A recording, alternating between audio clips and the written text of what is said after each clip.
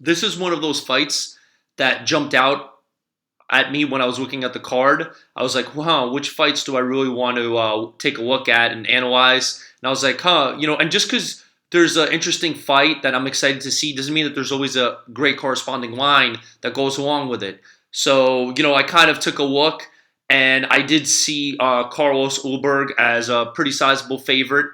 And, it looks about right. Maybe there is some value on Carlos Ulberg being like minus 265. You expect him to be minus 400, obviously, because he had that knockout loss against Kennedy Nzechukwu. His star power kind of diminished a little bit. But if he has a nice win and he puts some together, definitely, I don't want to say riding the coattails of Adesanya, but being Adesanya's training partner, he can really go far.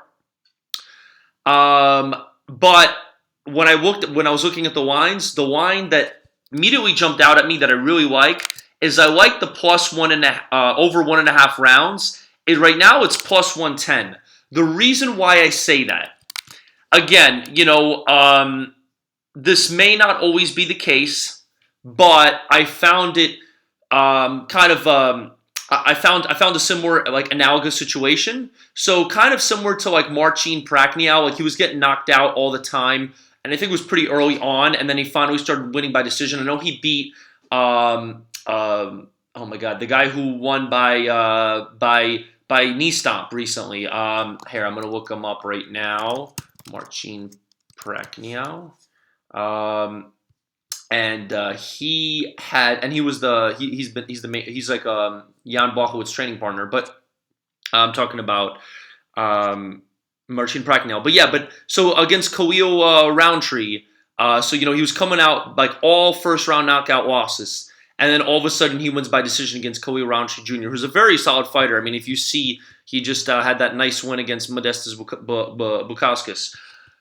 So the analogous situation that I'm trying to say is Fabio Cherant both got, submitted in the first round by Alonzo Menefield and then knocked out in the first round by William Knight. Mind you, he's been paired up with straight killers. I think Alonzo Menefield is really, really good. I know that he had that losing streak, but he's put it back together. And William Knight is really good and a really scrappy guy and has amazing power. I mean, the guy's built, looks like literally a superhero. But what I'm trying to say is, I think that because of that situation, Fabio Cherant is going to be more patient and relaxed.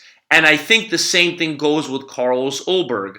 I think that he's going to be more patient after being after basically kind of losing his patience, getting a little too aggressive, getting knocked out. I think he gassed out a little bit against Kennedy, if I'm remembering correctly. So what I think is he's going to calm down and take his time. It's possible, he gets a knockout, maybe even later in the second round by just picking Fabio apart. But I do think it goes over 1.5, and I think that it's one of my favorite plays on this card. I really like this plus 110 over 1.5. I feel like sometimes a lot of these fights on, the prelims or the early prelims, sometimes they have, like, if you look at some of the specifics, so sometimes not the actual line, but sometimes looking at the over-unders and stuff like that, sometimes you'll find some real value. Actually, out of curiosity, I wonder if there's a way, I wonder what it's like for this fight to go to distance. To go to distance plus 275. I don't know if I'm comfortable in doing that. I like the plus 110. I think there's definitely a lot of value on that.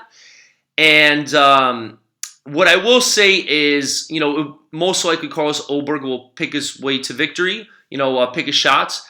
But, what if, there's a shot. I mean, if people like Fabio Cherant, maybe he can take Carlos Ulberg down. But I mean, with Adesanya's great takedown defense, Ulberg most likely has that great takedown defense too. So I don't know if I would rely on that. I mean, if you want to take a gamble on Cherant, maybe it's worth it.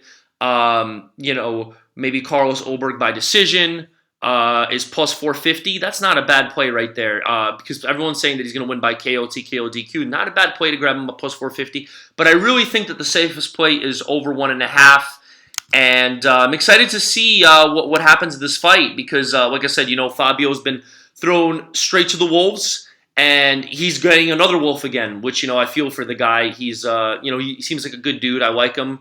It's unfortunate he's, coming from 2 back-to-back losses. And I like Carlos Ulberg, obviously very talented, very fit, looks great, but he only has 4 fights. Doesn't have a lot of experience. That's also possible why he kind of gassed out, or he got a little reckless against Kennedy. So, and he paid the price, but he's probably going to learn a lot from that loss, and we'll see what happens. And obviously, he's a great team behind him, great training partner Israel Adesanya.